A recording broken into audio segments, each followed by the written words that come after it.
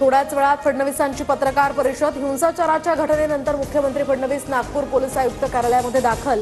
नागपूर हिंसाचार प्रकरणातील तपासाचा आढावा घेणार। नागपुरातली दंगल घडवणारे लोक हे सरकारचेच, कॅबिनेटमध्ये बसलेल्या लोकांनी दंगेखोरांना खतपाणी घातलं, संजय राऊतांचा आरोप। नागपूर हिंसाचार प्रकरणी आणखी दोघांना अटक। एमपीडीपीचा कार्यकारी अध्यक्ष हमीद इंजिनियर आणि यूट्यूबर मोहम्मद खानला अटक। राडा प्रकरणातील आरोपींची संख्या आणखी वाढण्याची शक्यता, सध्या ही संख्या 105 वर। निर्दोष असल्याचं म्हणत नागपूर दंगल प्रकरणातील आरोपी फहीम खानच्या जामिनासाठी अर्ज। फहीम खानच्या जामीन अर्जावर आता सोमवारी सुनावणी होणार।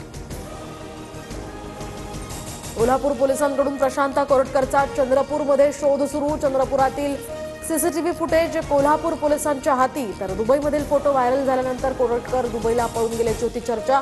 सूत्रांची माहिती, प्रशांत कोरटकर गृह खात्याच्या मदतीशिवाय पळून जाऊ शकत नाही। कोरटकर भाजपच्या कार्यालयात सुद्धा सापडू शकतो, संजय राऊतांचा आरोप।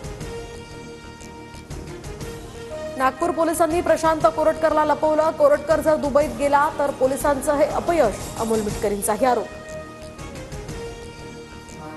पोलिसांकडून बदल्यासाठी तुरी घेणारा हा तुरी देऊन कसा पळेल, वडेट्टीवार यांचा प्रशांत कोरटकरवर जोरदार निशाणा। पुण्यात अजित पवार आणि जयंत पाटलांमध्ये अर्धा तास चर्चा। वसंतदादा शुगर इन्स्टिट्यूटच्या बैठकीच्या आधी या दोघांमध्ये बैठक।